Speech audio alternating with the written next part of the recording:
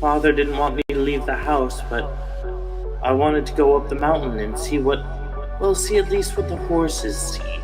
What do you mean by that? I could run in the pasture when I want. I could sleep when I want. I could graze when I wanted. Why would I leave? It wasn't until you and your adventure friends came and offered me food that I realized how much more there was outside the stable. She's a fucking horse!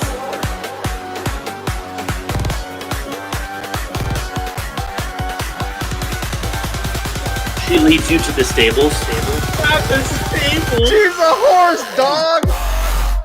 I was mostly raised by the horses. Why was she raised by horses? Put a trough on that bitch. I was just being patient.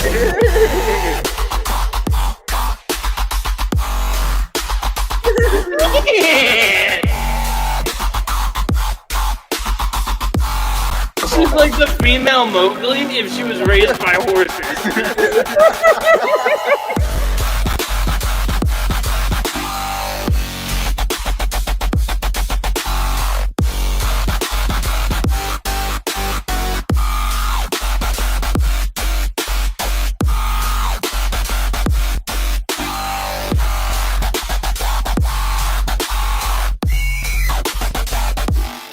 Dude, she just wants to lay her back in that fucking warm summer hay.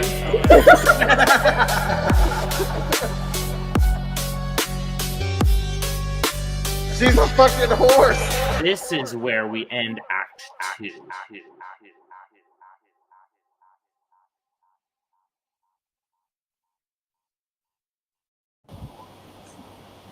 Hey!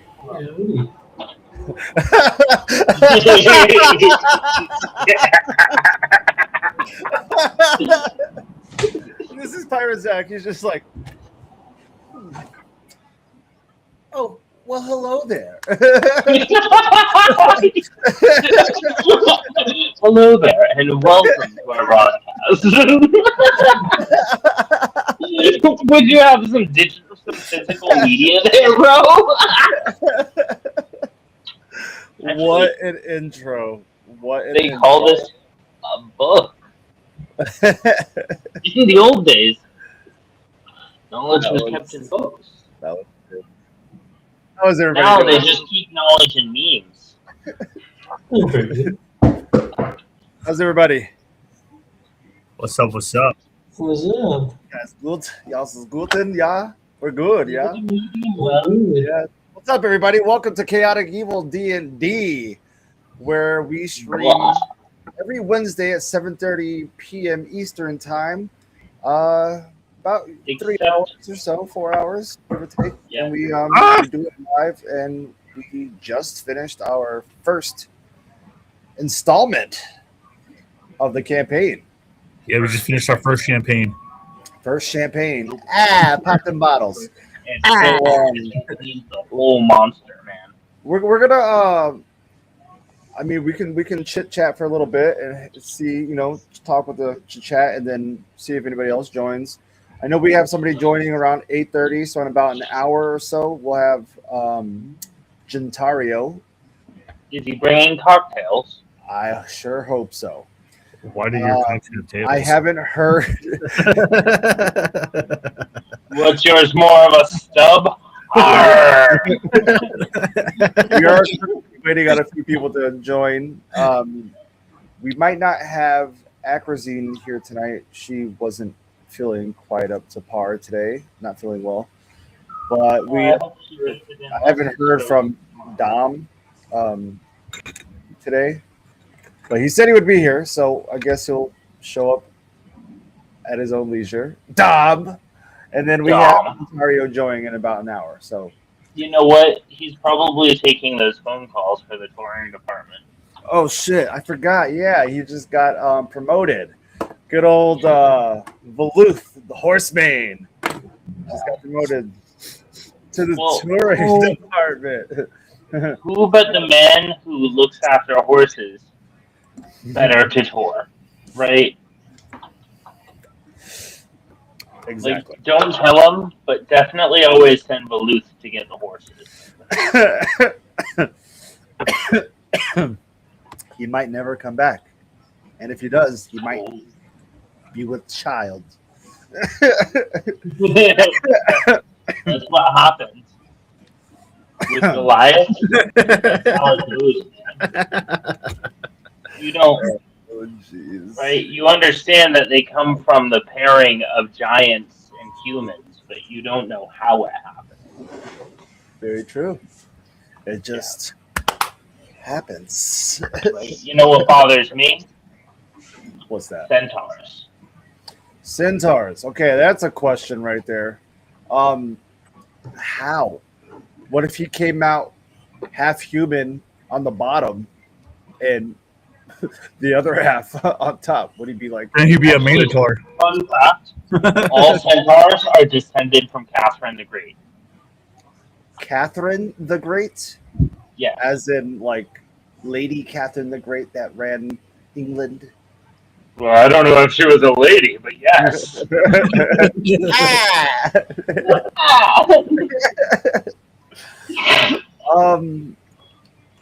was trying to think of. What are we doing?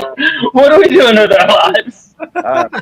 Welcome to the Chaotic Crew, ladies and gentlemen. This is what happens behind the scenes when we're not playing the game. No, this also happens on the scene too. Thank you. It does too. It does. Yes.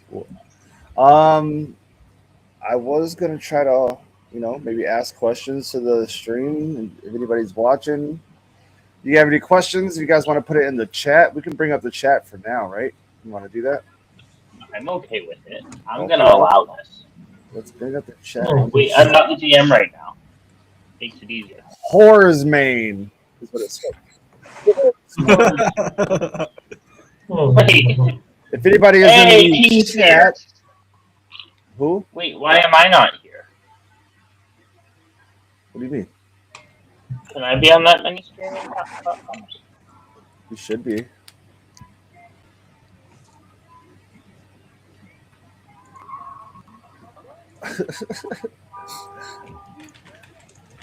There we go. Yeah, so we just finished the first chapter of our campaign, and it was a doozy, man. It was full of adventures, fights, and a bunch of emotions. It got crazy, it got personal, it got fun, interesting. There's so much shit that happened. It's almost too much to take in as a viewer.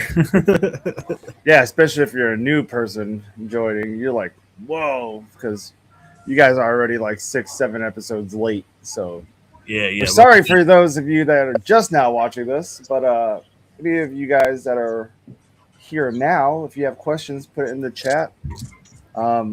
We don't really have a game plan except to talk about the first chapter. So we're just going to chit chat a little bit more, give some time for everybody else to join and have some fun.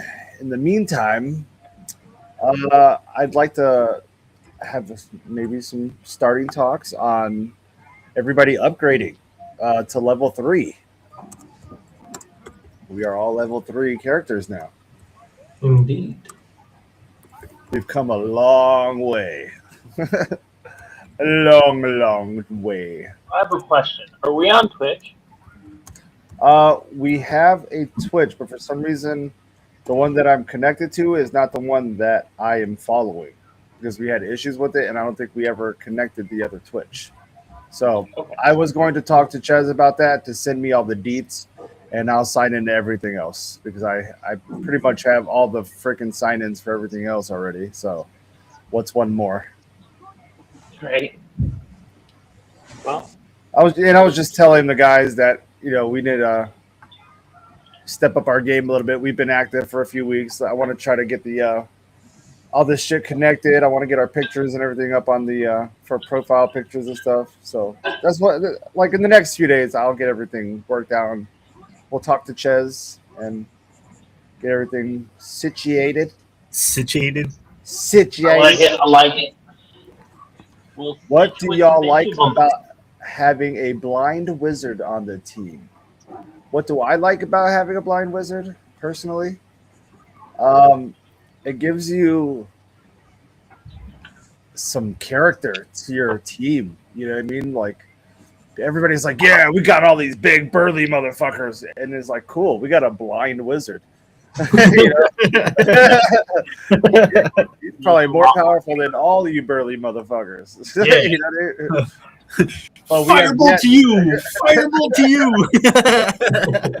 He may be blind, but he knows these actions. Fireballs over Christmas. I'm here, you fucking fucks. That's what King said. Yeah, but thank you guys for. We got some new followers. We got We do. a lot of new things. We have Tomorrow 29 right we'll now. have some different background noises and music for our stream. That'll be fun. That'd be pretty cool. I will be introducing some new sounds to the stream, so that'd be cool too. Can't wait.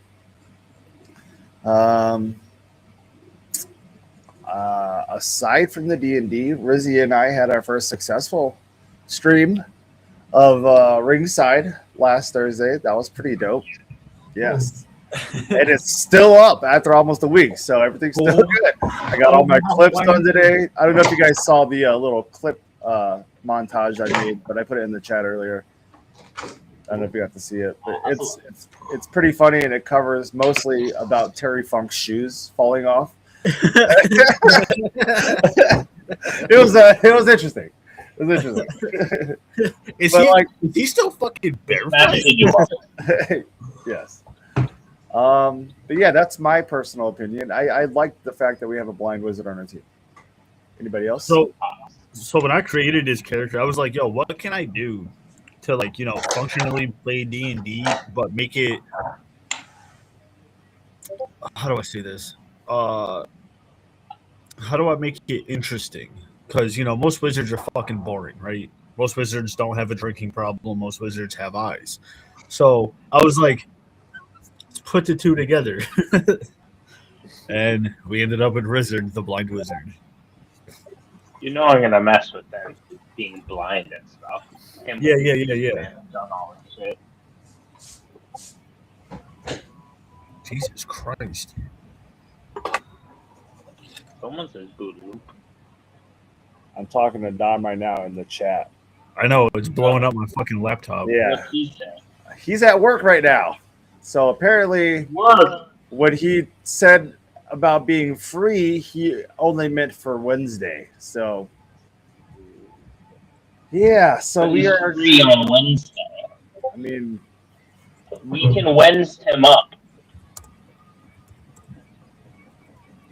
yes, he'll have to just miss out, unfortunately. And then we're down Ches. Yeah, so if we stall for another half hour, we can have Drake in the chat. No, I'm kidding. Sure. No, but I mean, I'm good to go whenever you guys are. Well, let's call a vote. Oh my god, I did not read that is hand pink waving. I thought it said hard pink waving. Roll for initiative? Question mark. We're gonna roll initiative on a chat. I got you. No. Like everyone votes order. Why? Yes. Order. I rolled a 6. I rolled a 6. Where did I put my dice? I You know, bring I my was just kidding, Matt. We don't need dice. we don't. We were Don't make just me fucking open around. up D&D Beyond, brother. and you're gonna make Riz leak all over the floor. I believe that's +2 perplexity. No, it's minus Oh. 2. +5 confusion. Oh, that's I That's got the plus 5. confusion. Yes. Yeah, that was crazy last stream we had. Alright. So let's dive into the last chapter, I suppose. Yeah. Last chapter. Last chapter, gave you my heart. The very next day, you casted Sacred Flame in my face. You know what? Speaking of giving you their heart, fucking, you went to get Trevor sharpened by Chuck, and he did a beautiful job. You were gonna get some advantage on some rolls, and you just absolutely. Oh, look, a destroyed. floor! Thwack, thwack, thwack. Yeah. Well, boy, do I have a present for Chuck when I see him next. Yeah, a buttload of money. I'm broke. I ain't got no money. I've been giving out my gold and everything. I kept What? 2 things, though. I have the emerald and I have obsidian. So that's all I have carried on me at the moment. He's just carrying precious stones and minerals with him. They'll Which come is in great. handy. You're gonna need to buy some of that eventually, probably, or something. Yeah. So, no, it's good to have it now. Yeah. Yeah. My favorite ground attacks were probably Glint caving in the underside of the chamber, which I did not expect. But I'm like, okay, you're gonna crit on the floor all over the place. You gotta make it move. I can explain. Explain. Let's go. Collapse. Yeah, explain away. You have the floor, kind sir. Yeah. Kind sa. The floor breaker. Well, I just wanted the floor to collapse. I wanted to see if I can eliminate the perimeter of enemies. You know, there was a lot of enemy. Yeah. There But was. I had thought that before Zarvol's turn, and I was like, Once the holes started showing up, I realized it wasn't just going to be a one-punch thing to break everything down, that it was going to be a job. Because I wanted to join in. I thought it was a funny idea. But we just... It was at that moment other he things. knew he fucked up. Yeah. Plus, I was all fucking almost dead on the ground. You know? I was knocked, per se. You were definitely not, which, you know, "Hmm, gotta keep going to thread a little not bit. even." Yes. Yes. Yeah, I'm diving in. How did we open up the So at last? the beginning, y'all were in Crestor. You had like that whole rigmarole coming back and celebrating in town before meeting with Centario at Yes. at Old Harnsburg Crest. And you know, that ended up being a colorful story in and of itself, their whole like back relationship there. But I don't want to touch on that Yes. until King's joining, which he may be able to do. He says, don't forget, if you're stopping in, to like, share, and subscribe. Yes, Gentario. Gentario let us Mario was actually a pretty good character. a very useful character. Oh, yeah. Anyways, He the fact good that lesson. we just picked up a stray off of the trail and we took his word and it took a risk on someone we didn't even know. You know what I mean? But it ended up very positively and benefit us in the end. So thank you, Gentario, for your He efforts. got referred. He did. He was highly referred. Highly referred. And that guy loves you. The So, building you know, in high regard. Zach Pacillo, whoop whoop. He says, "Get your Triple HP 3 tickets, fuckers." Yeah. get him. Yeah, make sure you guys go to Eventbrite and type in Hip Hop House Party 3. It should come up. It'll be the only thing that comes up, and it's going to be in Buxton, Maine. Make sure you guys if you're in the area, March 20th, to go and pick up those tickets and come watch us perform. It'll be a giant party. So come on. And if the All American Rejects are watching this, I don't know if there's probably a good chance that one of them is a D&D guy. You know what I mean? Let's shout out to All American Rejects and come open up or play for our show. You know what I mean? That'd be sick. You guys can close for It us. would be incredible. Let's go. He says, big risk for sure on both sides. Who knows what could have happened to me down in those tunnels against walls, against y'all's group. Yeah, true. I'm just happy not to die. Yeah, Gentario. Once we knew that Harn recommended him and, highly sought out from him, we could kind of trust it because Harn hasn't done us any harm. Yeah. He's been harmless, Been very kind.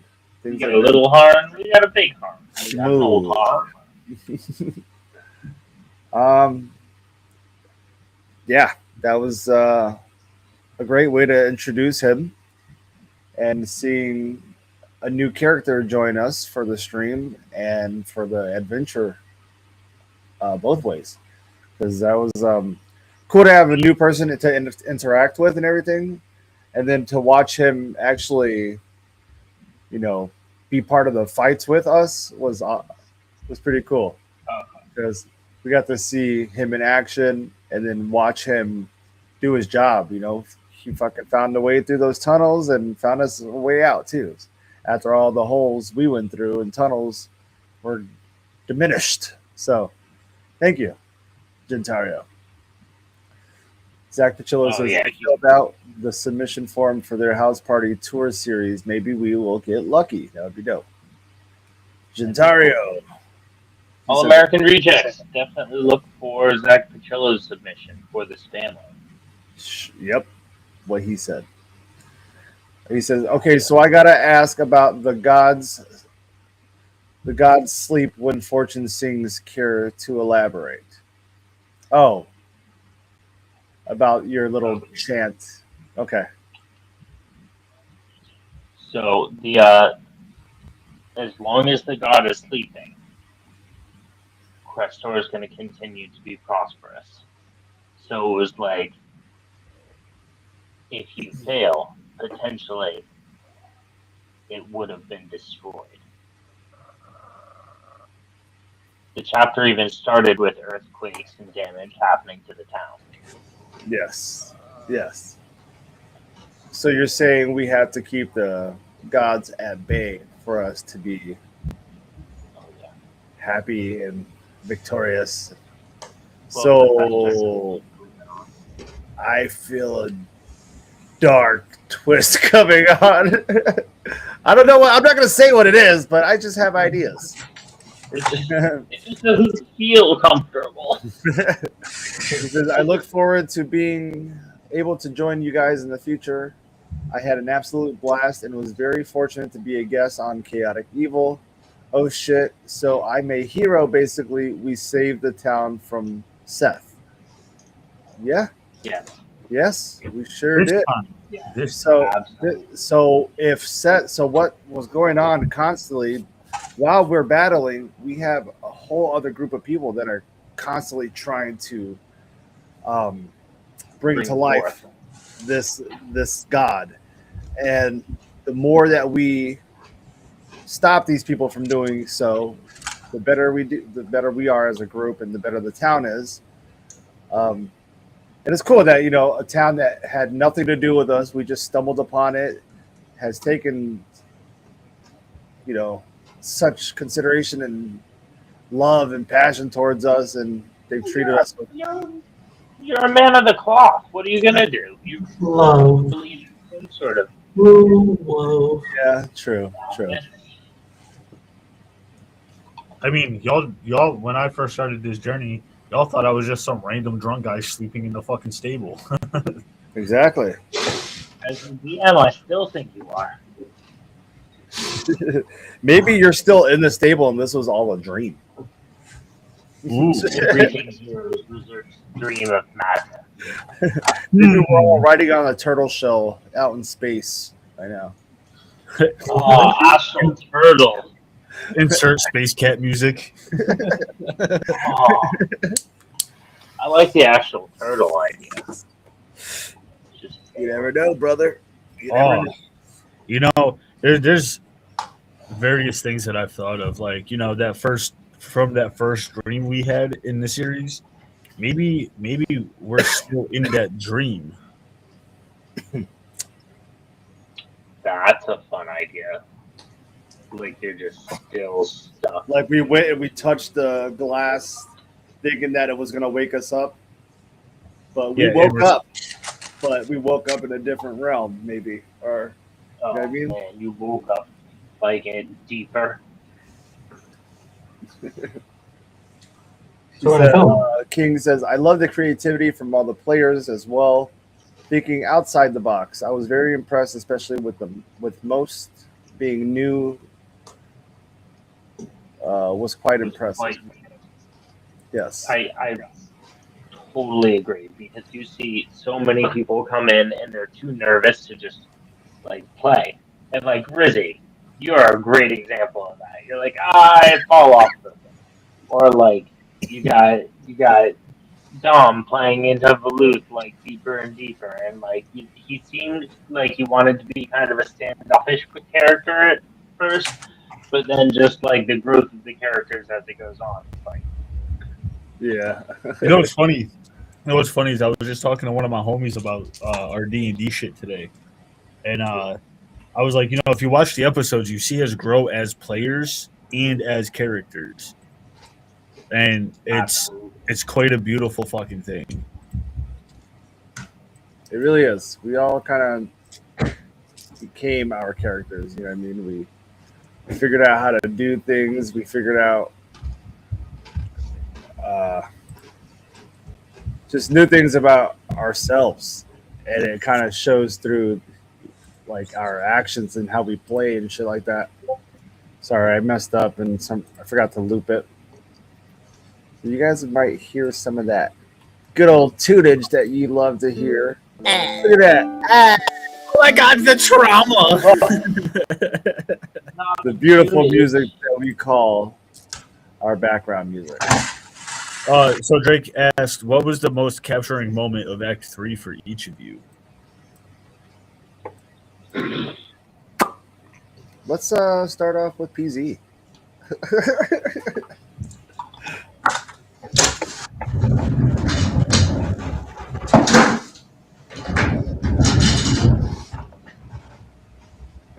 I liked the way that you were attacking the investigation portion early on. Like going to Harn and like checking on the resources that you knew about in town. Because like for the first adventure, like being in the tunnels, it kind of steals you in a way, right? Like you're going here, you go forward, sort of thing. Like adventure is on a train, you're on the back of the train. The only place you're going is forward on the fucking train. But like the way that you followed the resources naturally, and I didn't have to push you as much as I thought I was going to. Like it didn't necessarily need it. So kind of the way that you dug into the investigatory factor was my favorite. Like going to NPCs, talking to ones you knew, even during a shopping episode, it was like that's the fun for me because you see like you first of all it challenges me when you're like I want this shopkeeper and I'm like well there's not one like that but there is one like this and I didn't really have this NPC planned out so like let's go like Chuck wasn't planned now he's permanent you know Yeah. Now we can't get rid of him. Chuck is no that's why the community. Chuck, yeah Chuck. in the go ahead. Oh no, I was just saying Chuck be chucking. Yeah, dude. So John, we're gonna drown Chuck. What the Brown fuck? Chuck? Drown Chuck. Drown him. And have ground Chuck. Gentario says, for me, his most capturing moment was the monk breaking the mural. That That was brilliant. I was Let's take it to Glenn. Glenn, take over that one. Why don't you explain why you did that? Well, that's a tough one. I saw just hearing that there's this mural, and I thought for some reason that if I broke it, it'd stop something. So I thought, oh wait, wrong one I'm thinking of. Wait. My Yeah, friend. no, you're thinking about the Okay, I just want to make sure we're on the same subject. That one I thought would have stopped this conjuring shit. It didn't conjure anything, but I'm a little blank right now on which part we're talking about. So I'm going to piece it together and try to remember which mural, because I remember the one in the center of the room. I remember the mural on the wall that broke that had the lava pour into the stairway. That one, the one that connected the two mountains, that was beautiful and elegant and had no reason to be touched or harmed. Yet Well, you might be surprised. Harmed. It was too pretty. I easy first. yeah. I mean, did we ever get a take on that? We did. I don't think we ever touched on it. Maybe something happened behind the scenes to where the characters, Crestor, were talking about what happened, and you know, I'm sure he pissed off somebody. So that chamber was like a worship chamber for worshippers of Seth. But then like it was abandoned, and then they moved deeper into the mountains. So like there was all the artwork that they had put into it as they'd worship there as a larger group. But you know, you can't take the mural off the stone when it's painted on there. So. Well, I think Glit defied that logic. You know, he did. I've been wrong before. It was Tuesday, you know. It very much was a It fucking. always happens on a Tuesday. Fucking Tuesday, they'll get you. Most capturing moment for you, Rizzy? I have to say, it was in between the children being sacrificed and me gracefully falling off the that altar. Yeah.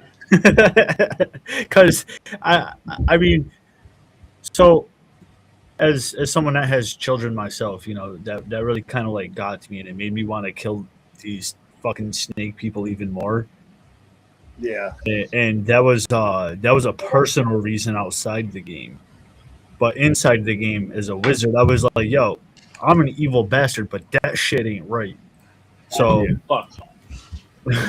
y'all fucked up and y'all fucked up. So Well, okay. So behind the chaos, I have played evil campaigns before. yeah. So in order to stop everyone from going dark evil hard, and making it hard to 1 DM and 2 sleep. Because if you play like a really evil campaign, it gets trying. You're like, oh man, I got D&D today. Not like I've got D&D today. It's a completely different flavor. So like, I had to put a fucking fence up. Like, this is how evil you won't be, and that it kind of makes the rest of my job easier because I don't have to. You understand? When people play an evil campaign, you have to find further depths as goals. Like, how dark do you want to get? Because that's how far you're gonna level up. So I have one more capturing moment is at the end of the campaign when I sacrificed the guy that was absorbing all the smoke and the steam and shit in the green mist, and I ripped his jugular through the back of his neck with my handy dandy stab tool. Or I might have used my poison dagger for that. I don't remember which. But that was a capturing moment for me because I really feel like I revealed my darkness in that moment. Yes. Because definitely was. Oh, it just seems reminiscent of the backstory that I want to explore more with you. Yeah.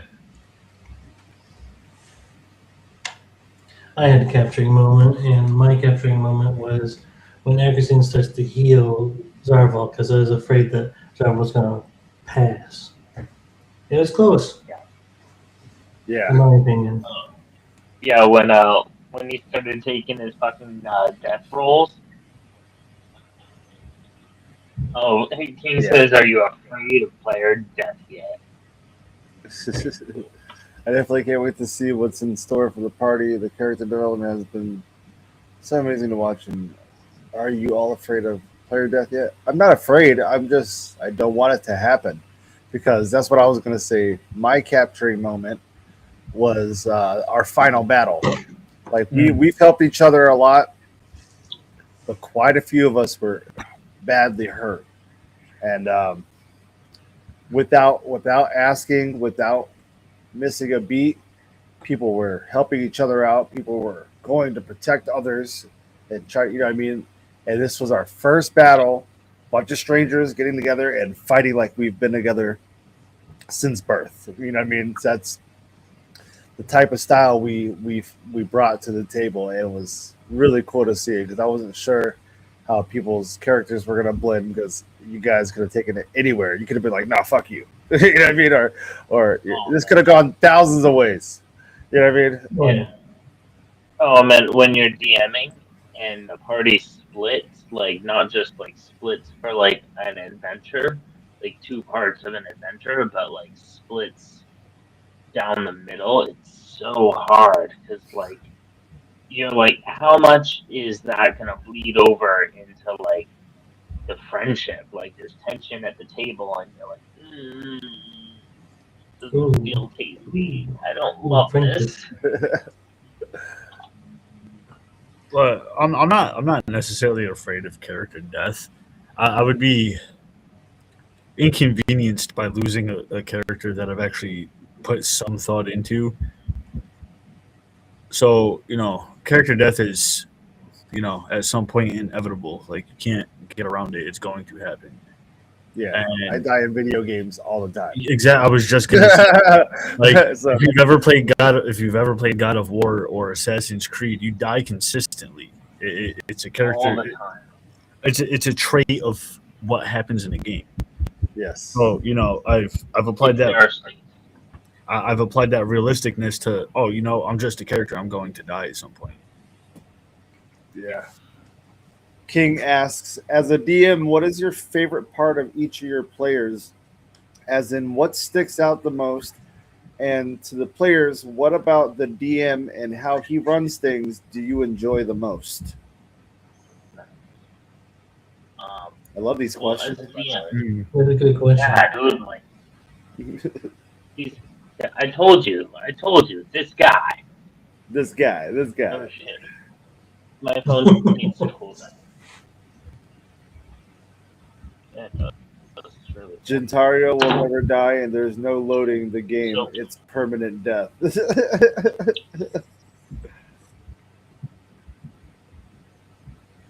Yeah, it's not like you could get my name card and bring it back to the fucking reboot van. Exactly.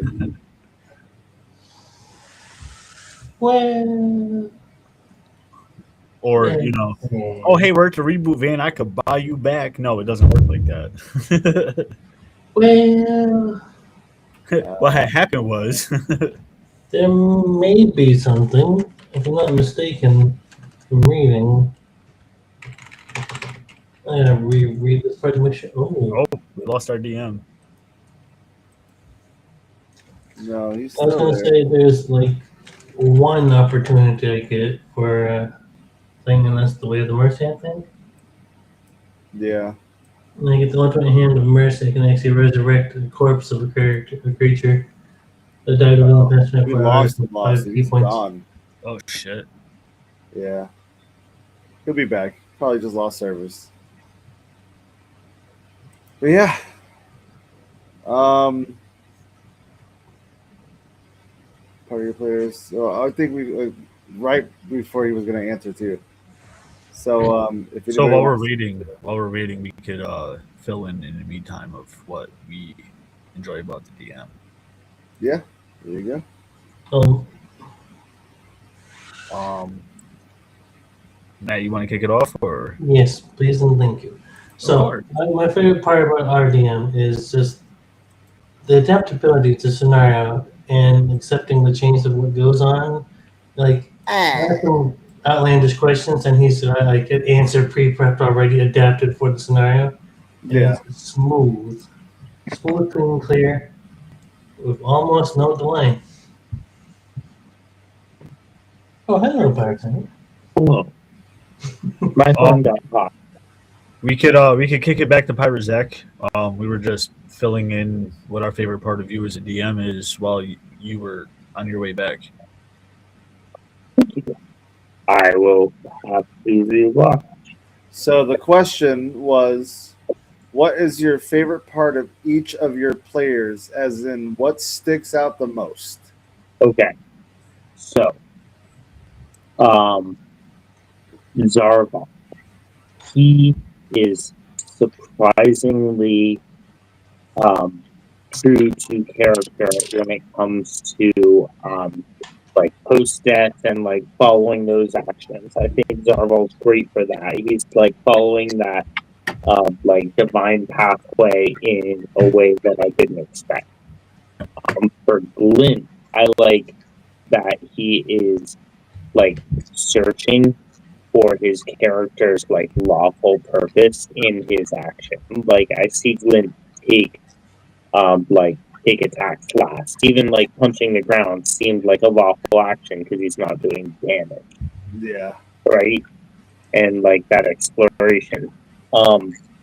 Baluth, I've gotta say, Baluth all around came from like I didn't think he was gonna be much of a character in his introduction. He kind of made it seem like he was gonna do the least, and he's come through on like that, like acting and the rolling, and like we gotta get that guy some dice so he can roll them bitches. Yes, for sure, man. I think that's what I'll go. He's got a day off sometime this week, and I got some time, so I'll have to go out there. Rizzard's character is so incredibly full without even having to do anything. There's a whole like I think it was in the 2014 like the 5e rules that it's like 2 perks and a drawback make an interesting character because you can like see where they have like disadvantage and that advantage, and the drawbacks like driving their character development. And I love Rizzard as a character for being 2 drawbacks and a perk. It's just like the flavor of Rizzard is delightful. It reminds Rizzard comes across as a D&D character fucking mixed drink. That's what it's like. You know, I've had barbarians, I've had rogues, I've had wizards, but this guy comes in like a buttery nipple. Like, dude, that's something exotic, dude. I'm glad I had that sort of shit. Yeah. Like a couple of things you wouldn't expect to go well together. And then Agrazine's in-depth backstory is just fucking backwards and forwards. I've got a whole subplot, and I like had to roll everyone in order to see whose subplot was coming and whose subplot was going. Because I'm like, ooh, I want to do this, and I want to do this, and I want to do that, but like, there's so much in that backstory that I can't wait to play that game because in her backstory, like I don't know if you guys read it, but she's like got like growth event and like it's there's a little like you could play a one shot of her backstory and it would be very satisfying. Like it's a whole package right there. Yeah, it's like a whole nother entity right there. Yeah, no, like her backstory gave me a whole adventure. That's great. Yeah, no, so like And then I have a deep love for her fondness of holes. Always slipping in. Oh, there's a hole. I'm going first. She's got a very good talent of finding those things. I've returned. Hello. And Gentario, not to leave out our guest. I enjoyed like the front and back side of it was his character is built a certain way, and he seemed as a person, as a player, surprised at how smoothly I was like, okay, I'm gonna apply these traits to even the way that like he got ingratiated with the party or like was referred. So I don't know. World building is a blast because you're like, oh, this is going on in the background and that's going on and no one knows. So you're kind of just like a crazy person sitting in a room telling stories to yourself and then patting yourself on the back. You're like, yeah, this is great. Ladies, thanks, dude. ladies and gentlemen, speaking of the character himself, here is Gentario. Hey, how's it going? What's going on, buddy? So I wanna address that. I like how attentive the DM is to each person's role in the party. Like he really considers what he believes each character is about and puts it so they have to act on that while they're playing the game. Yeah. And as someone that's new to D&D, I've always been interested in D&D, but I've never gotten around to being able to partake in D&D. So as my first experience, I really appreciate the attentiveness to each character and each part of the plot. See, to me, the plot, if your characters are who your players want them to be, then your plot will almost build itself.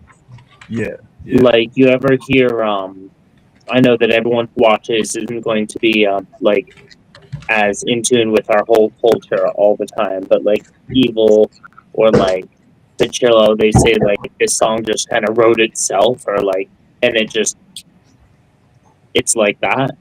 The plot writes really itself. It's like a piece of fucking art that you can only draw at once. Yeah. Okay, so this is where the plot comes from to me.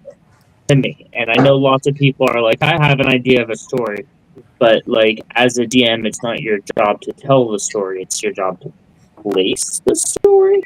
Right? So I'll like watch something a whole bunch of times, but I'll watch it like from the perspective of one character. Like, sit down and watch it from the perspective of the villain. Why is the villain doing their thing? Exactly. Why didn't they do it a different way? Right? And I like early, like, Marvel cycle for that, because your villains are built for a reason. But also it makes, like, I don't know, like watching Loki. Loki's a great example because you see your villain acting for this reason. He's basically the little brother, right? But then later, as he finds purpose, he's going to have this whole other, like, chapter from being, like, if you watch the Loki TV show, you see where, like, he's not just a sub-character. And I think that paying attention to your character traits brings that out. Yeah. Exactly. Well, there's also a lot of DMs that just like this is their story and they will railroad the session and whatnot and not necessarily care about the background or the backstories of the characters. So the fact that you do take that into consideration though and let us create the plot and work our way through the story, depending on like breaking that mural probably wasn't part of your story, but the fact that it was still loud and all that, we just still went with it, shows a lot of good improv skill on your part as well. Well, I mean, you play it as it lies. Yeah, that's kind of the best way. If I've got like, I only cheat dice if it's like important for the story that something happens a certain way, and that's why like most of my dice rolls are on the table. And you'll see me take a few off the table, but that's like kind of an important thing for plot development, because there are parts of the story that don't happen if you like meet the big bad evil and kill. Gotcha. It's like total party wipeout. Should have been a bronze dragon. You know, what are you gonna do? Yeah. What are you gonna do? So speaking of character development, I'm actually gonna go back and I'm not necessarily gonna revamp my character, but I'm gonna change some things so it's a little more realistic. I was Dude, gonna it's sit with you on D&D. that because I wanted your scores to be more representative of the abilities that you should be pulling. Oh no, I was thinking more like background information because Okay. drunk is technically not a gender, but it's 2025. You can identify as whatever the fuck you want. Yeah, I was gonna let him. Yeah. So like certain things like that, I want to make more realistic, or like actually go into a backstory and be like, hey, this is how my character became who he is and why he is the way he is. I got Iron Man's backstory, and it blew my hair back, man. Like, Because we've talked like sidebar about a bunch of stuff that we could do for my character, and I have interest in some of your ideas, but I have some ideas that I want to throw out too. Of course. I'm writing, so do this quickly. Do it very quickly, because I'm gonna have it done in the next few days. okay. Hopefully. Because it's important. It is. It's quite important. It's gonna be delicious. What is that?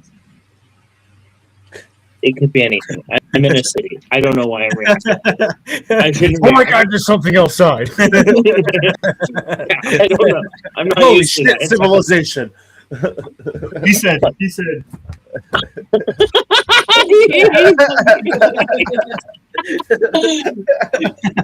Look, man, I'm not used to there being things like there might be just a deer outside where I'm from.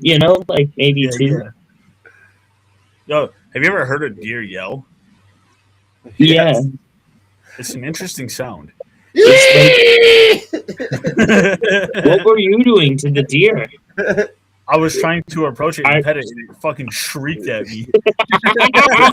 I was like, come here, buddy. I want to be your After friend. years of people approaching them, it's learned to scare you off by screaming at you. Here. I was like, come here, I just want to Oh, be your man. friend. I'm not going to kill you today. That's great. Oh, God. Thanks for inspiring me. To approach a deer. Another question. Oh, go ahead. No, we're fucking around. You go ahead. You're driving. Another question for the group. Where do you want to see your character in 10 levels? What kind of advancements or goals have you already set for your characters?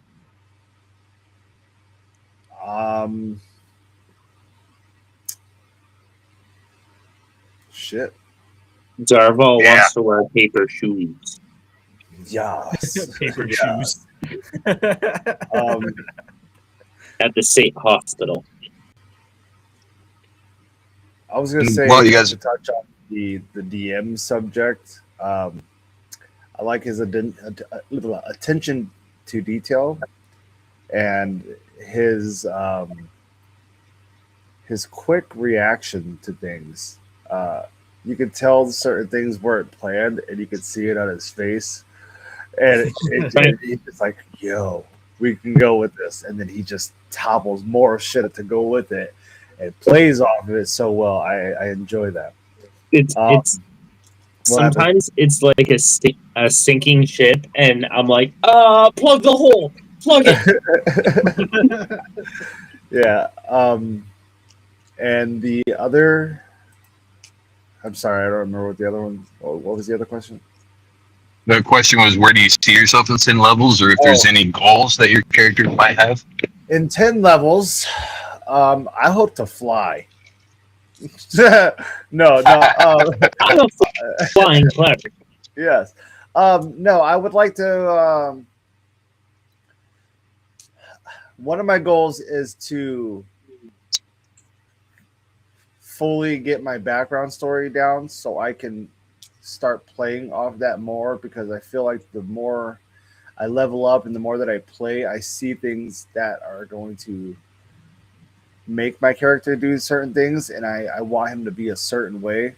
So I want it to make sense. So basically, more just character development, and goals would be to learn how to master, or at least get more proficient with my skills and how I use everything.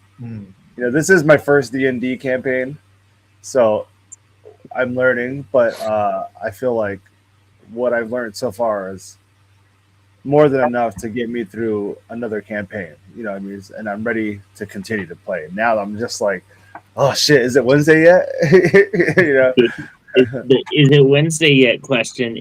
It's almost Wednesday.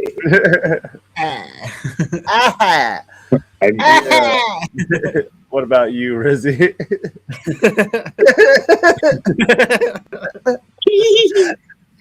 So some history on my character.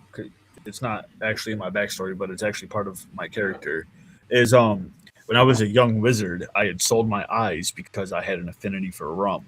I mean, I still do, game wise, but in the next, I want to say, next couple levels, I'll say the next 7 levels, I would like to figure out how to acquire a set of actual eyes, and that's as a blind wizard, I would like to acquire vision, You're trying to get your vision back. so I can perform as a functional wizard. There's a deer.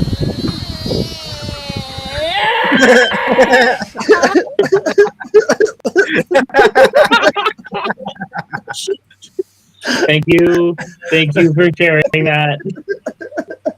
I needed that in my life right now. The deer are screaming. The deer are screaming. So as a wizard, I would like to reacquire my vision at whatever it costs. As we saw in the last campaign, I gave zero thought into sacrificing somebody into the consequences of what would happen further down the line. Because, being blind, I'm also mad. Yeah. And it drives, that explains the drinking and the clumsiness and just the mess of a person you are. But then once you're in that zone, it's like, holy shit, this guy's doing that shit. You know what I mean? So like, he just shot a fucking missile and he's blind. Yeah. So that's going to come. The fact that there's an uncast spell on his robe, he probably just does that on purpose, right? Maybe. Possibly. So, wizarding school. I think we could learn a lot off each other, because we're both people that use magic spells and shit like that. So I think it'd be cool to see what we could do in the future. So, if I'm not mistaken, your character is chaotic neutral, right? Chaotic good, I thought. Okay, so you're chaotic good. I'm chaotic evil. So we're so below. That's exactly. The cook evil. Yeah, that's cook evil. Hello. Hello. Oh my God.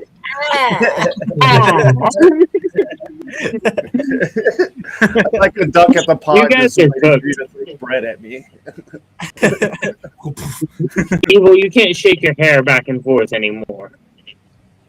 I hit him in the fields.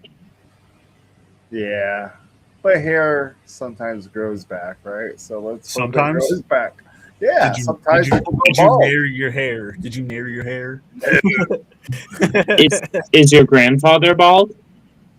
My grandfather went bald at 16, and he passed away at 55, 56. Your mother's father or your father's father? My mother's father. Oh, well, you're probably going to be bald. Yeah, eventually, but I'm already pushing 40 and I'm not bald yet, so I'm very thankful for that. You know what? My shower told me that I'm probably going to be bald soon. Yeah, it happens. It's part of life, man. You know what I'm going to do? I'm going to go get my head tatted. That's Wait. interesting. Are you going to get like a big turtle on it with 6 legs? I could. I can make it into like the scene at fucking Finding Nemo where they're riding Crush and it's like all the kids in the back and then Dory and Marlin. Lane. I don't know. That'd be really delightful, actually. Totally wicked. You're probably just going to do half red. More than likely. Yeah, it's going to be half red and half green soon. What about you, Glenn? What are your goals and everything else for your character in the next 10 levels? I was 1 level old.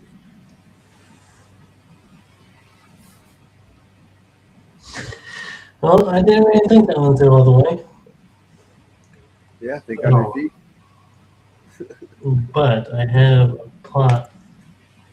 So I thought I have Hands of Mercy now as my Way of Mercy for the Warrior Monk path. Okay. Something like that. I'm getting the words mixed up a little bit. But apparently I'll be able to heal on touch and do more than just hurt on like a point. I can do flare of blows with like chronic damage at the end for Hands of Harm, or and switch the flare of blows to a bunch of like healing hands at the end, and they will heal the character versus damaging the character that I'm hitting. Okay. So I'm going to punch you guys really fucking hard and hope. What is it called again? It was. I want to get the exact quotation of it. It was Way of Mercy for the Monk Pass. So if you're doing the touch attack or the harm, you can do it with a punch, but you don't necessarily have to punch people to heal them. I would like to punch him. Punch your healing. Or like, Granny, this is the way. Got his hands grandma. Sometimes grannies have them hands though, so you have to be careful. Especially grannies. Call them hands. They all got hit. Why shouldn't you? You've heard of granny panties, but have you heard of granny handies? Tell us more about your past. Oh God. My God, actually, Dry. my God is Who? Bashaba. Bashab. Yeah, she is a trickster, I believe, if I remember.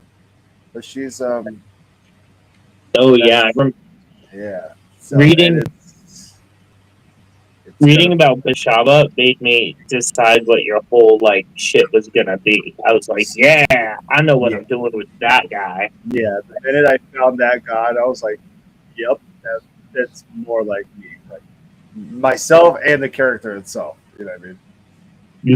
You're gonna hate the bad guys that come for you. Oh, I know. I've done. I don't know. So I've read into a lot of the things and like what clerics can do and enemies, blah blah blah, and I'm not happy. So anything can happen, you know. So One more thing, I have to get off here, then I'll be right back. But Okay. when I leave, I would let you guys think about this for a second. What has been a mistake that you have done, and this is for the DM as well, that you wish you could go back and change? But with that, I will be back. okay. I think Glenn, you were gonna say something prior to that. If not, if the moment has passed, we could keep going and focus on the next question. I had the thing for the previous statement. Yep.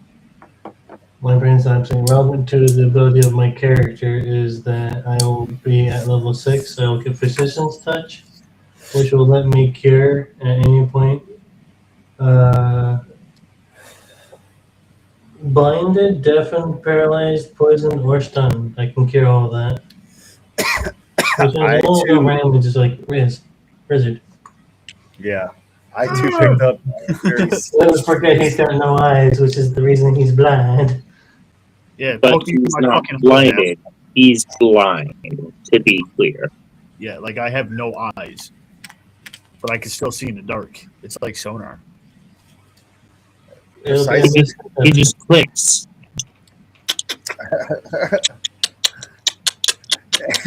Little do you know, he walks It's a around with magician. just like a little. That's what you need, bro. That would be a really.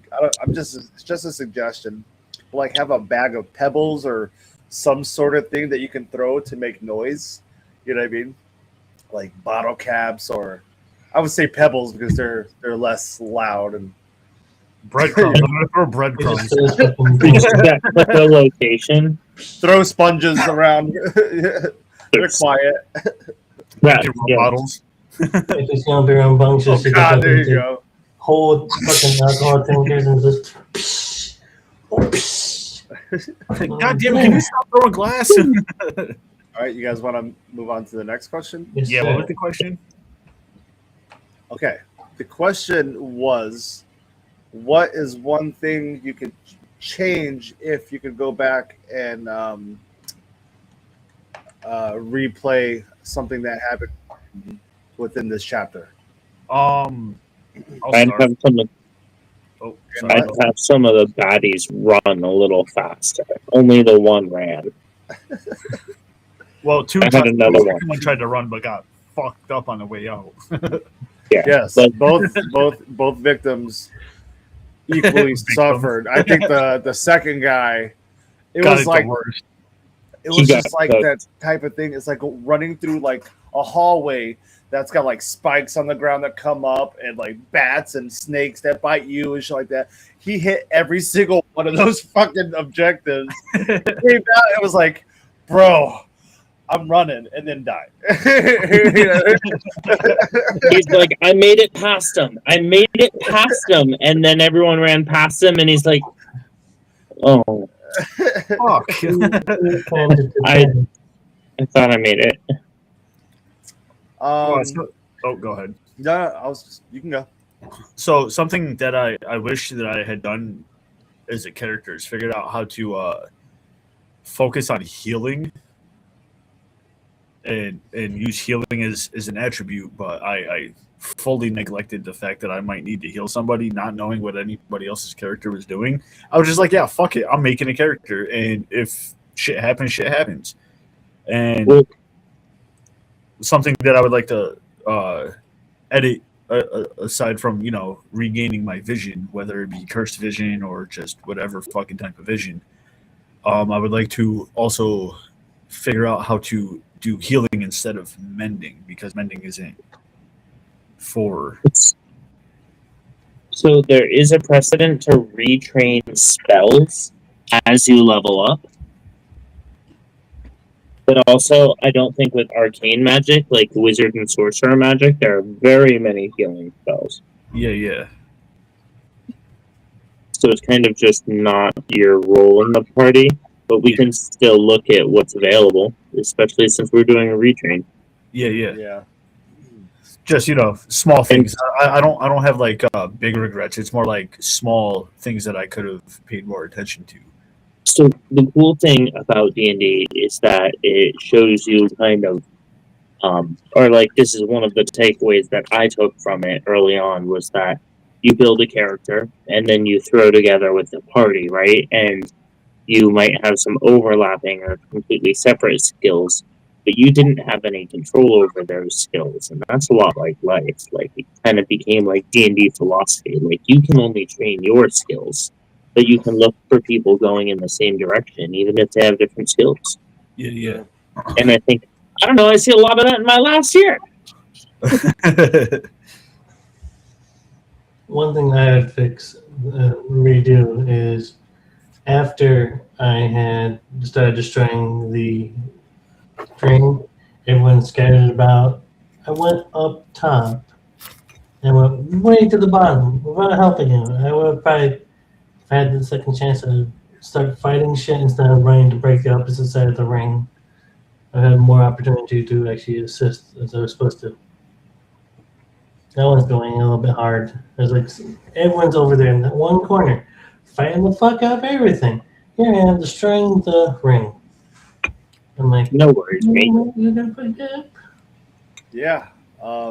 I honestly, at first, I was kind of like, okay, this is the final boss, and you're gonna go punch the ground, kind of thing. But then I was like, there is some purpose about this because it shows us our limits and what we can do in this game. You know what I mean? And At second level. yes, at second level. It was really cool and a really weird take on how to take a turn, but it really made me open my eyes to like, oh shit, I should be a little bit more imaginative or just start thinking outside the box a little more because my character's supposed to be this jester guy, you know what I mean? That's funny and does quirky shit, but like I've been kind of serious, and I think it's the just the cleric in my character that I try to keep that demeanor. But there's gonna be times like the whole Trevor thing. It threw me off because like once you said that he was like done and needed to be fixed, I was in my soul was like, oh no, Trevor. No, Trevor. That's my favorite weapon. That's not cool. Trevor has become like part of my guy. You know what I mean? Like there's no Trevor without Zarval and vice versa. No Zarval. You're just gonna spend your time talking and polishing Trevor. Yes. It's a little talking polish. Not the talking polish. Talking polish with stroke his shaft. Talking polish and talking polish. Next. Genpario, answer your question. You want me to answer my own question? Yes. Ooh, shit. Ooh. Yeah, they never see that coming, and I don't know why. It's the most basic thing. It's like courteously ask the other person a similar thing. Well, as a guest, I was not prepared. I've got an idea behind Gentario that he is currently trying to reestablish his life from being a world-class gambler to now being on the bottom and having dealt with other things that are still very unknown to the party. I'm looking to establish myself back into society and become a notable member again. One day.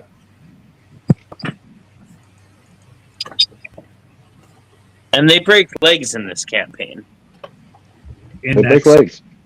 They break legs. Unless you're a snake. Then they break necks. Oh, I meant to put it into the chat, but Amber's watching this FBI show or whatever, and I look up at the scene of what's going on, and it's like the FBI like on a kind of like on a police line holding people back, a crowd of people back, and every single one of these people are in this group, and it reminded me of the Malison and all of those motherfuckers because every single one was in like kind of like police armor or those military armor vest type shit, but then had like the mask over their faces, and they were all snakes. So I was like, Please don't. dude, really? Don't Here. go So through Scott again. I'm gonna put it into the Discord chat, and then I can share it. That way you guys can see what I was talking about. I forgot we have that kind of technology in this motherfucker. You're always forgetting about technology, Evo. I always do. I live in the fucking 20th century, man. That's my cross to bear. You know, if you didn't have to wind your car every morning, you might spend the rest of your time learning about musicology. What's this then? All right, let's get ready to share this. So here we go. You guys ready for another question? Oh wait, you're sharing that. One Oh wait. second, yeah. I'm ready for an answer. Can you guys see it? Yes. All right. Give us the snake people. I now present to you the snake people. Oh, shit. Look at this. Oh shit, they're snaking out. See? Well, we've got spaghetti arms. And that was like, I was like, bro, I need to show them this because there's a whole scene right there. There's a whole scene right there that we could use. You know? Yes. I don't know. Just throwing out ideas, but I was like, bro, I was like, what are the odds? I was, and in my head, I'm like, here. Oh, never mind. I'm not gonna say it. It's because you have your own story, but I was gonna say what I was thinking. When it You can say things. All right. So my idea when I saw that was kind of a retaliation of a thing. So maybe a few chapters down the line, these Malicents and everyone else that are half snake people, they're tired of their people dying. So instead of fighting, they start protesting, or they just start gathering around all these things and like start becoming nuisances like that, like they were doing. You know, they were literally like pushing their way through the FBI and shit like that. And like, so what? You know, I mean, I don't know. My brain was just. What could happen next? Yes. Always wondering about the tunnels on the Cresta. What up, Spamily? Spamalama ding dong. But yeah, man, The Spamalama there's ding so much dong. we can do. What was your moment, Matt? Like, what was? Oh no, you already said yours, right? I already said it. Yes. Did everybody answer the question then? Yeah, I believe so. All right, I believe Gentario had himself loaded another question. Like VCR. What game do you guys want to explore more as players and DMs? Would it combat, role play, mystery drama? This dude came prepared tonight. Okay, let's start off with that. Who would like to begin? I can't wait to thread the needle with this story. It's about the mystery, about the plot, and the character drama for me. Yeah. I'm in it for the plot like I usually am. You catch me on anything I'm getting deep in, I'm in it for the plot. And I mean like anything I'm getting deep in. Oh, Yeah.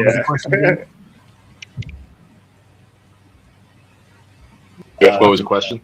Yes, Yeah. please. What do you want to? Do you want more combat, role play, exploration, mystery, or character drama? Personally, I would like to see like not character development in like a battle or like a suspenseful moment. I would like to see more development from each character inside the town. Like now that we have saved Crestor, I want to see what each character plans on doing once we have returned to Crestor and establish ourselves. Yeah.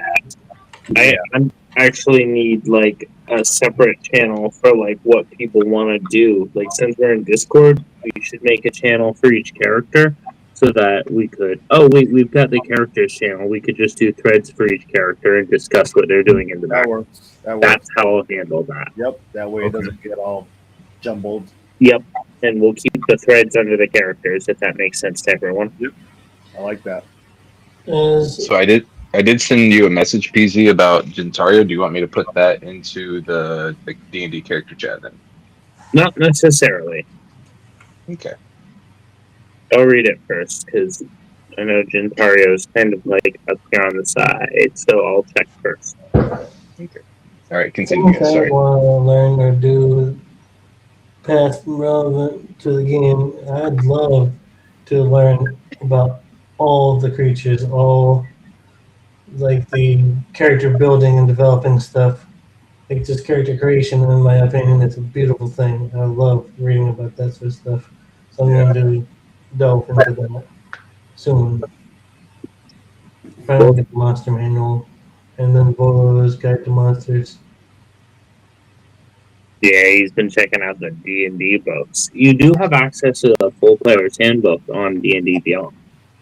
I Yeah, tried thank you to to whoever find out shared how that. to do that on the PC website for it, and it just would not let me use any of your books. I couldn't even find the player's handbook, so I'd actually Really? use one from the essentials kit I have over on top of the cabinet in the back. I was I'll see able if to I download it. D&D Beyond, everybody. This is D&D Beyond, I'll see if everybody. I can find it. Yeah. What are you looking for? The rule book? The player's Yep. handbook. Is what Yep, I'm that's looking I got that downloaded right off of the app itself. Yeah, see, someone shared it with me, and I was able to download it as well.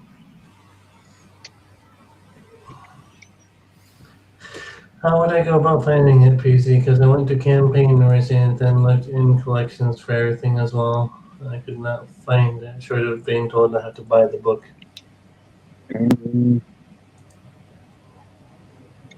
Another, is there any rules or abilities that you guys aren't quite understanding yet?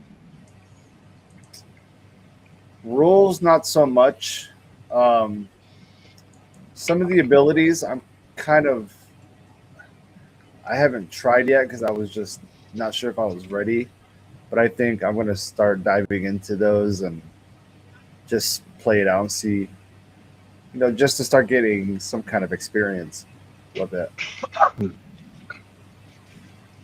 Yeah, and Yeah. to deep dive your character is, and yeah, it is a little time consuming. And at first, it can seem really overwhelming. With D&D 5e, they definitely made it easier for the players to understand their character a little bit more. Yeah. Thank goodness. But I mean, you guys are doing really, really well. It's I'll find a link to send you one to download that. Thank you very much, because I was struggling. Or I know Ches has it somewhere readily available unless she's shutting her eyes for the day.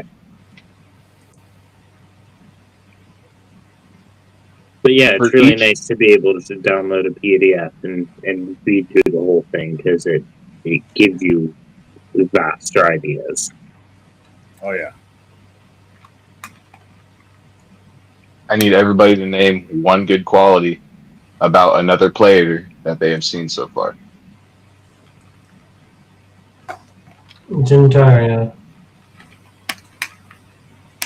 Relevant to that character, I think the good quality is that he is determined. He may have at one point slid with 2 scimitars trying to cap someone's knee and missed, but he went through with it. He has been the most challenging for me to play. No shit. I like it. Veluth. I think Veluth has really come into himself and really made a name for himself and found who he is. I know I'm still learning my character. Zarvol's like, Veluth's just so confident. It's something. Whatever it is, he took effort into learning his character and started really being the guy, you know what I mean? So it's pretty cool. I really enjoyed watching him play. Evil, I think that you would really enjoy NADPOD. Okay. And like, even if you just listen to the first couple episodes, or like even the first one, you are going to really, I think your character would come along just because you'd see the way that like D&D can be played a little more intimately. Like, check it out. It's fun. It's fun. They're obviously all just horsing around like us. Yeah. Like, check out Nadpod. They're great. All right. Sweet. Rizzy is not here. So we're going to move on to Gentario. Mine is the monk. I absolutely glint. I absolutely love the out-of-pocket decisions. Like you're trying to just all of a sudden, I'm gonna knock the floor down. Love that idea. I knew as soon as you put the first hole, I was like, I see what he's trying to do. And same with I think it was the pedestal that you tried to break right off the get right. Yes.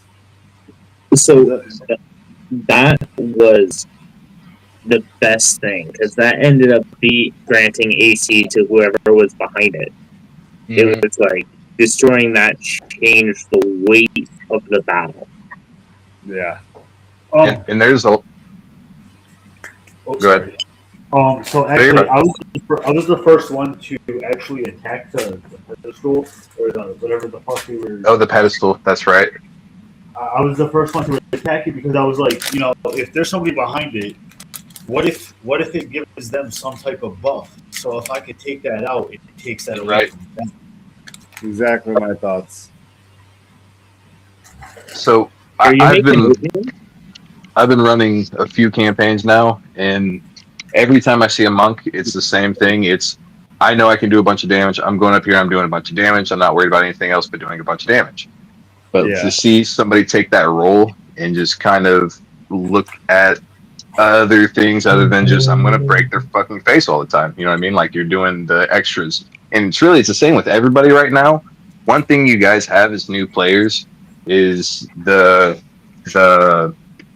not compromising mindset that you're like locked into the numbers and the wording. Like you guys still have the open eyes and the willingness to do stuff that no one really thinks about. And that's really special to have.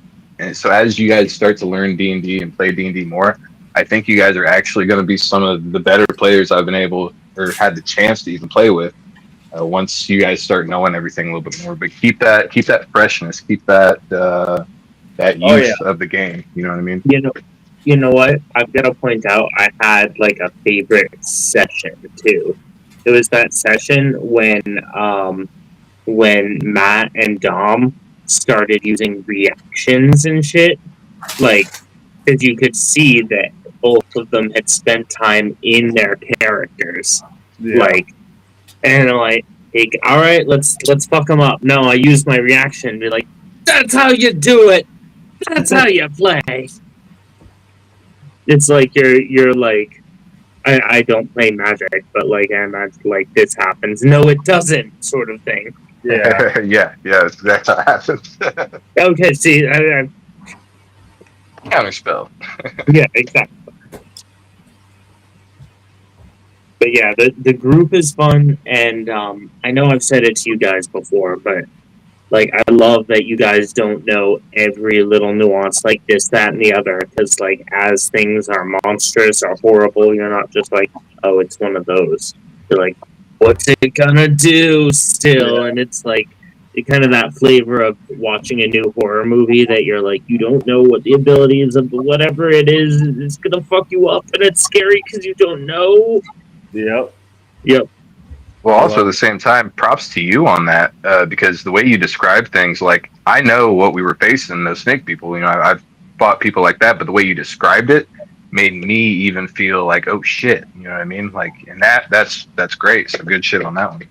Thank you. I tried not to use the name of the creature until we've been fighting it for like 5 sessions. Like, it wasn't even named on stream. Like, if you knew what the description was, you might be able to tell.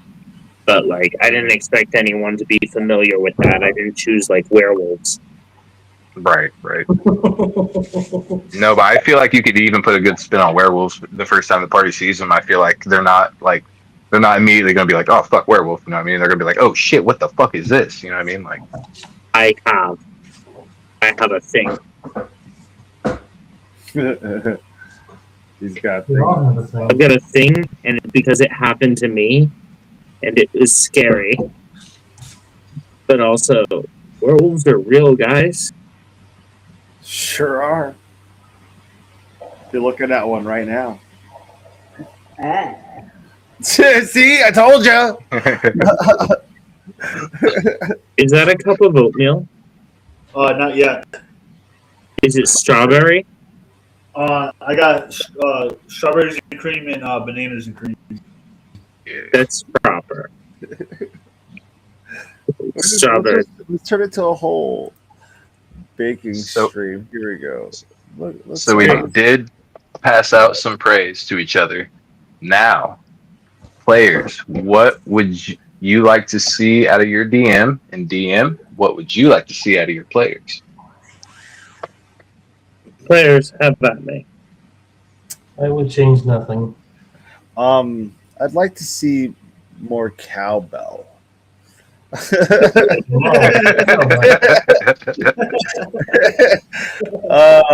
feel like the cowboy would be a very great addition because it's one note toned, it gets your attention, and also it's a fucking cowbell. You know, we'll talk. Don't worry, we'll talk. We'll figure this out. He's gonna add cowbell to all the background noises, just in the middle, like ding, ding, ding. Yep. Oh, they're gonna be more than just little dinks. They're gonna be like. The 16th notes on this cowbell. Yeah, I wouldn't change anything. I really enjoy the gameplay, your storytelling, the way you project everything, the patience you have for us new guys, everything. It's been very, very fun. I was nervous because I had no idea what I was doing, and it's good to finally get this venture off the ground. For sure. I'm looking forward to more collaboration because as parties develop and shit that happens like tends to be more commonplace, you see that collaboration kind of come together in new, unique, or like interesting ways. Like, okay, favorite collaboration from a classic movie, right? Ready? You're going to have to throw me. Don't tell the elf about this. Right? Classic fucking perfect high level collaboration. Don't you fucking tell the elf about this. But in our campaign, that shit's already started happening. Like, the way that Valuth and Rizzard paired up early in when they realized only one of them could see at a time in the dark, I was like, yes! That is the shit that makes, like, Rocket and Groot, right? That's the shit that makes it. So the collaboration, I fucking love it, and I'm looking forward to seeing more of it. For sure. That was definitely a fun pair to watch because just the two different style of characters and just the characters themselves and who they are, it was very funny and very good. I really can't wait till we can come up with the money and find somebody to like bring these stories to life, because holy shit, this would be such a great series to watch. I think it's time. Yeah. I'm gonna shove the crap out of people. It's gonna be interesting to see where we go. Honestly, I love watching everybody progress and do their thing with their characters. Everybody's so random and so unexpected in it that I really appreciate that, because it's not like we're just sitting there, you're just going through your attacks or you're just doing this, or So flavor to it. That's why I try and, like, every once in a while, like, as a battle ends, I take note of the last few things that happen and just play it back for you, because it brings it from, like, all of us sitting around rolling dice for 15 minutes to, like, a 6-second, like, cutscene or whatever. Yeah. Pretty cool, man. I mean, I've sat in so many campaigns where it's just battle after battle after battle after battle, and you seem to have a good mix of the whole RP and battle, then story progression, and then even having spots to set up camp. Like, I don't know, I've sat so many fucking. It's been a long time, and this was the most relaxing table I've sat at. it's a good group. I've sat with a few different groups, and this group, just the way they want to play together, and they want to play together, and they want to play. Like, some of this, it's not too serious, right? Some of it's just like, oh, let's buckle down, let's get it done, right? Like, it's just really refreshing. It is the freshest D&D table I've ever sat at. I've been at it for 20 years. Like, That's oh, you know what I'm excited about? Like, I am excited to now play D&D not just with you, but against you, right? Because I've told you, okay, so Drake gets it, right? So this whole adventure was like your primer. Like, you're not, now we're going to go play. Like, now you're going to get baddies that I built. This was the prelude. Yeah. I mean, like, This is like, hey, get ready to get fucked up. Because it's dude. time. Yeah. Okay, So so now we need to buckle down and really. you know how anyone who doesn't actively play D&D, if you say, yeah, we're playing D&D, and immediately there's this scene of, like, we all get together in a tavern, and, like, everyone has this scene that everyone gets together in a tavern, and it's just, like, this background, right? So that is kind of just, like, the boom, but then, like, getting into the meat and potatoes, like, now in the tavern walks, like, Oleg, or, like, whoever, the big bad guy with horns on him, and he's, like, pale, or, like, the bad guy from Quest for Camelot. I don't know, like, now that it's not just, like, you guys are learning to play D&D, I'm gonna have at you with some of this shit. Let you get about, sandbox it a little bit more. And that's what I'm excited about, because there's a lot more to have than just, like, following the stream. Yeah. And I don't know, this party especially is going to do fun stuff. Oh yeah, man, I'm excited. You guys are. I think the fact that we've hung out a lot of times together and spent some time together prior to this really helped ease ourselves into D&D, because when I first started this, I wasn't used to doing face-to-face video calling every single night and shit like that, you know. So everybody's starting to get very acquainted and more relaxed and loose. And then now we're doing D&D on top of that. So it's fucking awesome to see where we're all, like, starting to feel comfortable doing shit, because we're streaming it live, you know what I mean? So it's, I didn't know how everybody felt about doing that, because, like, I've been doing this stuff, you know what I mean? So I was super nervous. I'm sure, because that first episode, dude, you could see it. You know what I mean? I was nervous. You know what's fun? it's great. It's not like I thought I'd be nervous, and sometimes I'm like, oh, I've got this live stream tonight.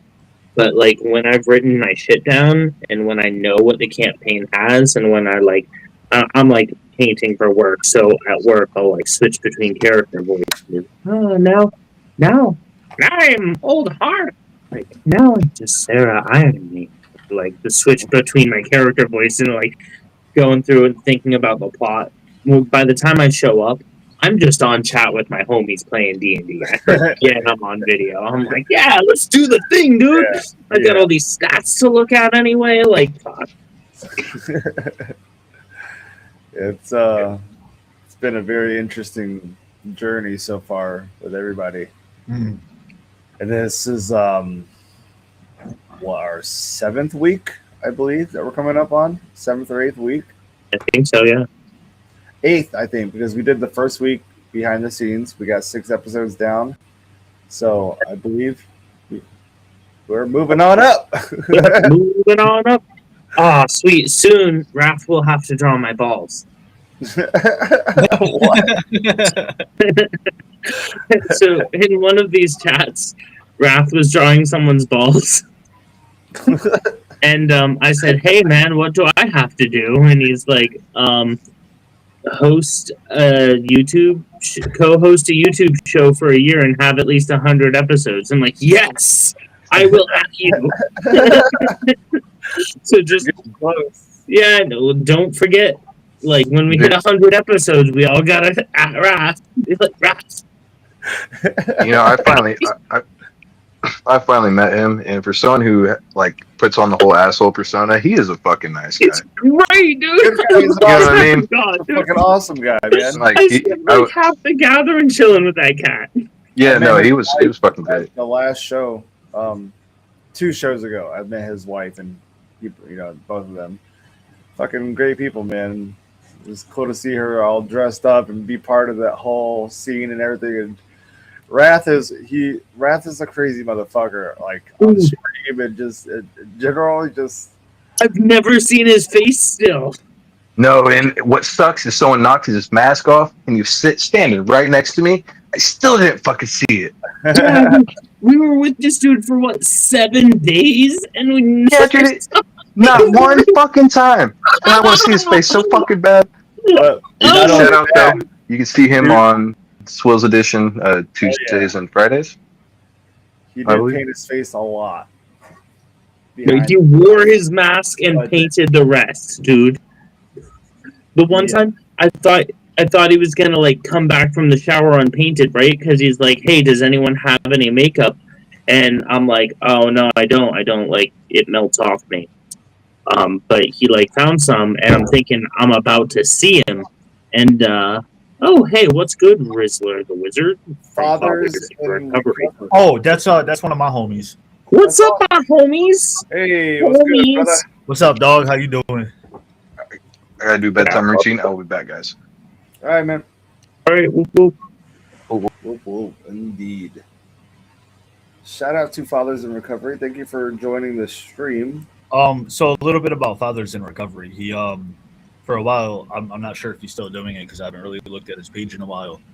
But he gives advice to single fathers, and he tries to do the best he can in his own situations, and he gives the best advice he can. So y'all could go give him a follow too. Oh yeah, for sure. He's another juggalo. He's one of my juggalo homies. Fucking right, dude. Nice. You gotta introduce us. Oh, sure. so, and obviously this guy right here, the one pointing at himself, is motherfucking me. The guy to my right is Pirate Zac, the Zac of Pirates. And then underneath you have Mr. Postman, otherwise known as Matt, otherwise known as Greed, otherwise known as the Postman. And then to my bottom right, or fucking whatever it is. Yeah. This is my homie Evol Cook. Everybody touch tips. Touch tips. Come on, man. Yeah. Matt, you gotta go. There you go. Hey, we're tip touchers.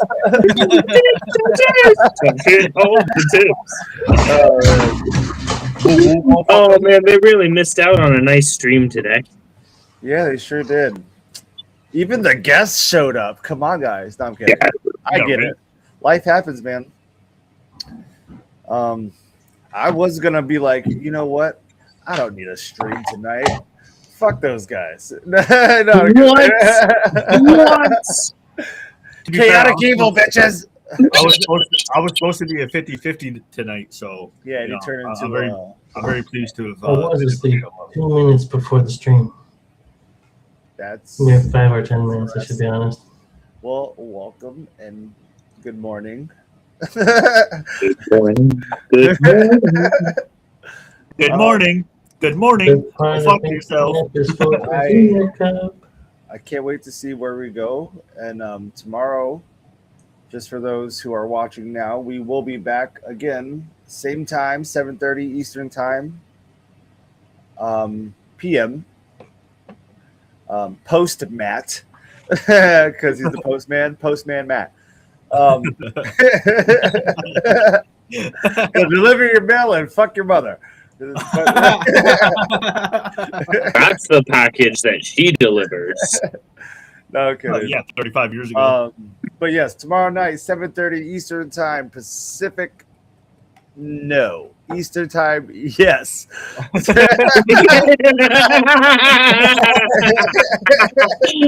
Chaotic Evil, everybody. Pacific time? No. Eastern time? Yes. Get that. You guys make sure you follow us, and we'll be on live tomorrow as well. But we're not done just yet. We have one more topic to go over prior to leaving, and we have to talk about it because it's the end of a chapter. We have to talk about it. Nope, I'm leaving by. What happened? What happened was, where do you guys see Valuth in the next few sessions? I see him marrying Horse Girl and becoming King Horsemane.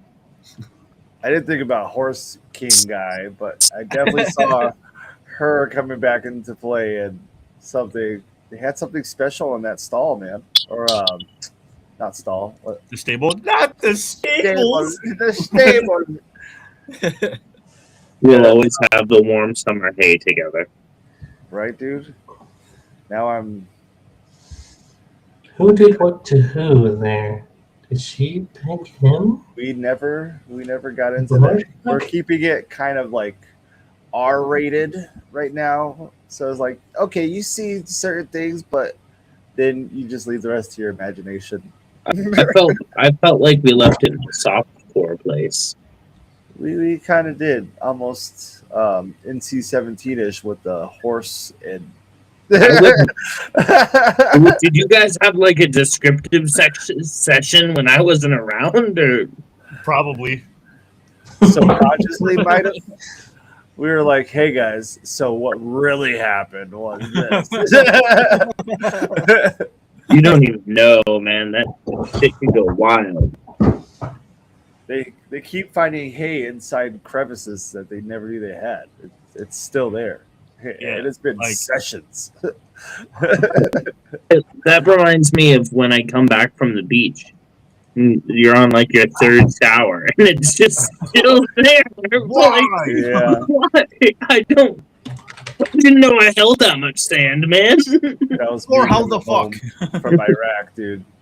I was What, really? lost all my shit. Everything was cleaned up. Like fucking finally, put on my fucking shit. There's still be shit flying out of my hat and unzip my shit. I'm like, where the fuck is this sand from? Like hiding in all of like the follicles of my shirt. Oh It's so shit! weird. It's like getting held So by weird. the whole. Yeah. Ugh. Yeah, it's odd. It became the very fiber of your existence. It sure did. Is it like when you're covered by string and you're on acid? Like it feels like there's just hair on your tongue. I don't know much about that one. He said, "This sounds weird as hell." Welcome to Chaotic Evil. Yeah, welcome to the chaos. Not behind the Stables? stables. Yeah, dude. Gets it. He He gets this. Yes. Oh, that's beautiful. He's got to listen to the track, right? Hey, Yeah, I wait, showed him the Fathers in Recovery, do you gather? I showed him the track today, actually. Nice. I'm not I sure want him to gather. if he gathers, Rizzy has to gather because that's just Wait, Rizzy's not gathering? What is he? fucking better. You fucking No, better. I'm trying to gather this year.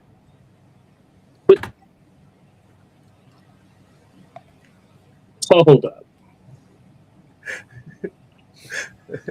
What are you doing with $13 this month? Well, if I had $13 to spend, I'd probably If I spend had it. $13, I would probably have to get $1. Remember, just spend $30 a month. That's $1 a day on gathering. You can get your ticket.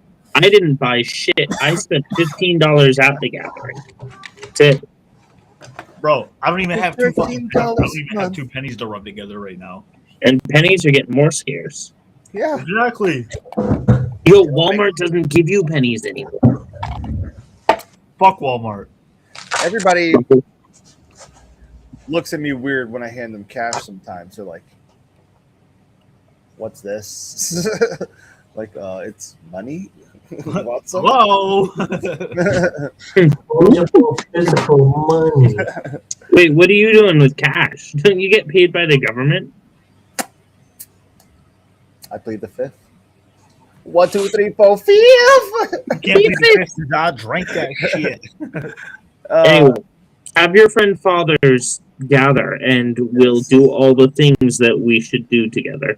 Yes. Like Juggalo I'll things. sidebar him. Dude, what if we had Juggalo things, like 6 of them, and we rolled the dice to see which of the Juggalo things we were gonna do? What if we introduce fathers in recovery to juggalos in recovery? Ooh, we got connections. Cross plat. Simpatico. Splat. Splat. Ew, I didn't put on my poncho for this. On this episode of Chaotic Improv.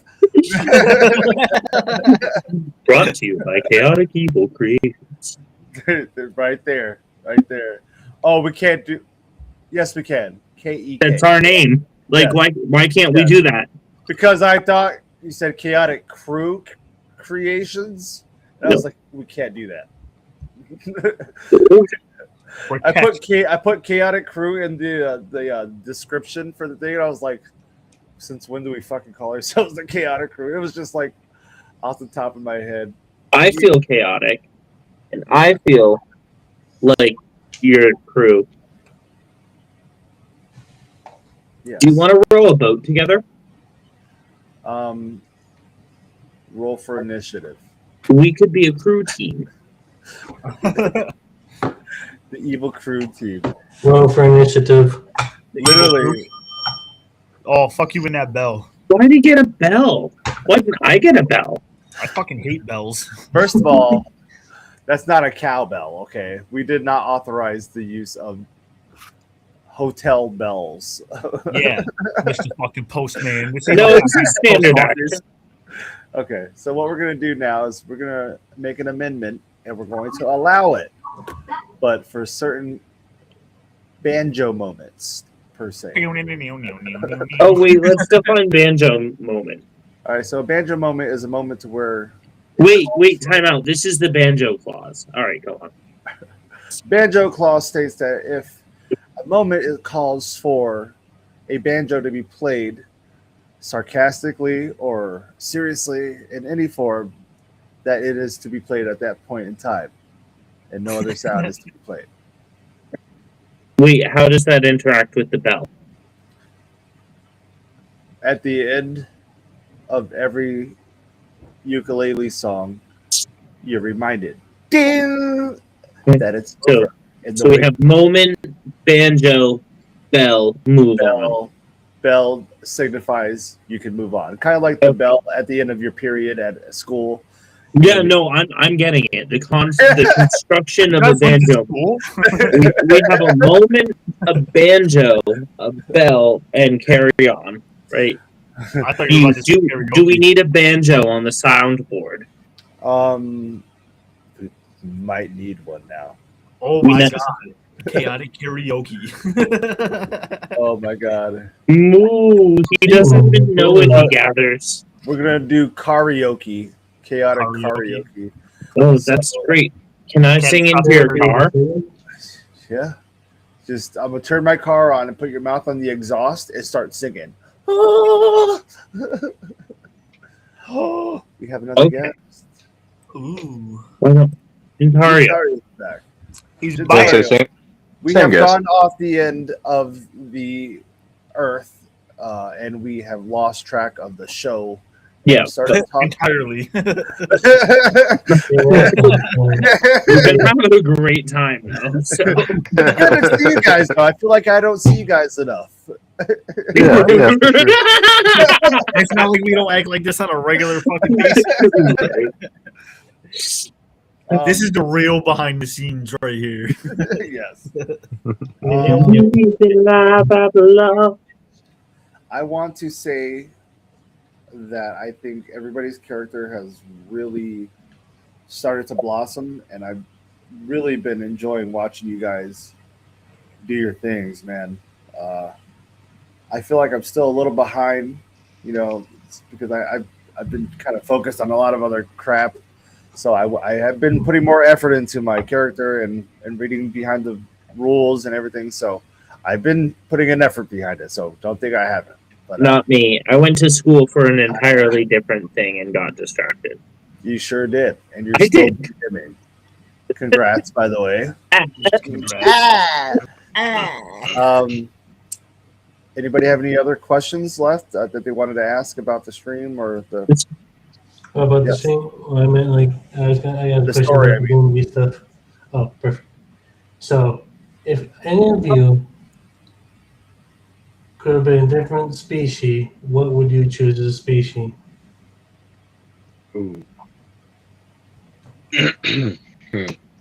Well, for me, gnome was something that I haven't tried yet, and I was really hoping that I would come up with some kind of voice to the character.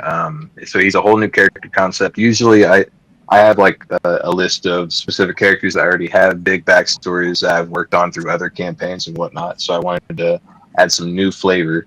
So for me, I think I would still stick with gnome only because it was the most unknown to me. yeah. Unknown to you. Unknown to me. Exactly. It's a gnome's world. Not the gnomish children. She was serious. Gnomish children. Uh, Man. Mine So- would have been either between elf or giant, whatever the hell Dom is. Goliath? Goliath. Goliath.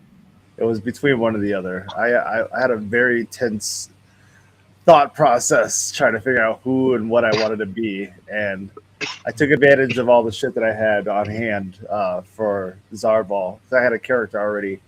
I just never brought him to life, so it was nice to bring him to life. I have to say, as my first actual D&D run and being involved physically with D&D, I didn't know what route I wanted to go. So I sat and I was like, if I was any type of anything, I would probably be a fucking elf. And I'm not talking about like, the little midget motherfuckers that make toys. Little people. Oh. Little people.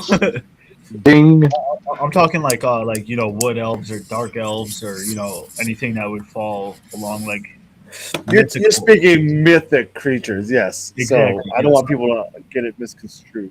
So I was speaking of like the mythic creatures of like a dark elf or like a wood elf or a light elf. I didn't know what route I wanted to go, and so I was just like, you know what, I'm just a basic elf wizard. I've chosen a path of wizardry, and I kind of just took it and fucking ran with it. You've done a great job. Thank you. I had one chime in. I was going to answer my own question too. I was thinking to try to like hybridize my character if I had the option, but I've opted out of it for now. Gotcha. Pirate Zac remembers what I was talking about, I think. I do have one more question. Well, I'd probably be a walrus. Oh man, God is a walrus. Yes. Cuckoo Kachoo. Cuckoo, you And two. and blush. What was your question? Ask the question. If your character had to choose between what he wants or what the world needs, what would you choose and why? Ooh, can I start that one? Absolutely. I would be the kind of guy to, at the end of the day, I would choose what's best for the people, but I would definitely tease the fuck out of them and be like, oh yeah, I'm definitely going to go this route. Peace out. You know what I mean? Like, because that's just the type of guy I am. Because if you give me that kind of question, obviously I'm going to go to help for the greater good of people and try to help others. I'm not a selfish person, but I thought about where I wanted my character to go, my character, and there were certain parts to where I was gonna be like, no, I'm taking this, blah blah. But I decided not to, and I'm glad I didn't. So that was it, I guess. I mean, as my character, I commit acts of evil for the greater good. So I'm already doing something that doesn't benefit me because I had fallen into a dark religion as a character, and I realized that I can use my evil pathway to benefit others, and I don't think honestly that I would change that.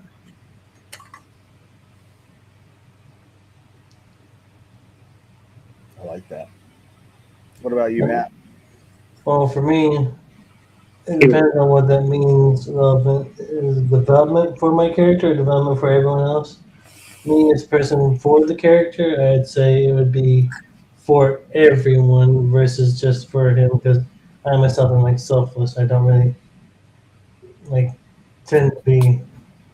Yeah, I mean, we've seen it. You've been helpful. You've helped people out.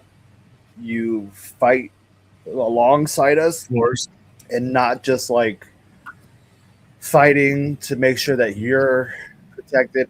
And as long as you're safe, it's just like, because you're a team player, and it shows.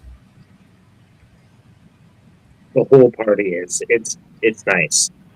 And I don't want to leave out Voluth or Acrazine because they both have done. We should write out a questionnaire for them to fill and hand in as a number. As Right. a form. That would be delightful. I do love watching their characters play because Akrazine's all about business, and then when there's time to have fun to be had, she'll have some fun. she's business and fruitful at the same time. Yes, Right? Voluth. She's the first in the hole. First up. She's the first in the hole and the first one out. Right? This reminds me of a quirky kind of giant figure. It's like the figure is there and the brains and the bronze, but then you also have like the ditzy side of him. It's just like even with that Hold up. stature, you're still a Hold up. Right? I think that he might hate me for this. I think Dom intended Voluth to be a lot like Groot, but he ended up a lot like Drax. Yeah. Yes. Oh yeah. It's like, holy shit, dude! You're powerful. You're fucking very helpful. You're funny, but then you're stupid when you Right. need to be. Like, It's moments with the spider where he's like, "Hold on, what do you want?" comic relief of Dom being who he is. It's just much needed. Like Needed. Voluth with the spider, and Akrazine's like, "What the fuck are you doing?" And everyone's like, "Don't talk to it." And he's like, "What do you mean? I can help." Like, It's a crazy experience. Like, here, take this bag of grain that spiders clearly don't fucking eat. You know, He talked to the one snake guy mid battle too. That was great. yeah, the way he approaches things is unlike delightful. anything I've ever seen. You know what I mean? And I really love watching him play because Right. he'll take it to levels to where it's like, it's got me thinking, I'm like, whoa, I could have done that. And like, you can do that, like, so it's pretty cool. DMs love that shit. We all do. I really appreciate the effort that everybody puts into this. And just the time. I know time is precious, and you guys each donate your time every week to the stream, to the viewers and everything, and to us. So much love to you guys, man. I think that with the next chapter, it's just we're gonna push some limits and we're gonna piss off some players and some viewers. We're gonna make new friends, see new heights, That's and right. maybe. I'm sorry, buddy. What? I said, tell that to Gintario about New Heights. Oh Give me man, uppies, bro. this man's a long time DM. I'm thinking about like chewing his ear a little bit about this. Let's go. I'm gonna be a definite viewer, follower. I'm so excited to see where you guys go with this. Oh, trust me, when we have time, bro, we love your presence, your energy, and everything you do and have done. Keep it up because you are at the top of the list, my friend. Oh, and I'm gonna be there every single time on this behind the chaos. I'm gonna be there to grill your fucking minds on some Oh yeah, questions. you might Be have to prepared. host this shit. You were all the questions. You might have to like. These were just questions I had during the campaign. Like I wanted to ask, but I just figured it was time to wait until the behind the chaos to do that. That'd be dope. I take a lot of notes and shit. I enjoy it though. Oh yeah. Well, I think we have covered pretty much everything in the 2 hours we've been doing this. Yep. If anybody wants to have a final word, final thoughts, Jerry Springer moment. Ooh. Anyone needs Jerry Springer moment. Do I get beads? Do I get beads? Not that kind of moment. Sorry, buddy. If you guys want that, you could go talk to him elsewhere and figure out where to find that. Yeah, I don't like it there. There's too many fucking tabaxi. Yes. Anybody else got anything? I'd like to just give one more shout out to Kaotic Evol for having me as a guest for the last 3 episodes. It's been an absolute blast. If you're here watching, make sure you like, share, and subscribe. Show some love for a growing table of new people that are absolutely amazing at this game already. And also shout out to Evol Crew for just inviting me in and making me feel welcome. Of course. Thank you, man. We appreciate that. You're not a background character. You're not going to be treated as such. You are part of the Evol Crew, so don't feel like you know. You know where we're at. Bounce in after 7. You're here, man. You're here. Once you're here, you're kind of stuck with us, unfortunately. Yeah, facts. There you go. It's 80s. No, but I don't have anything to add. Tomorrow, 7:30 p.m. Eastern Time. Until then, from all of us to all of you.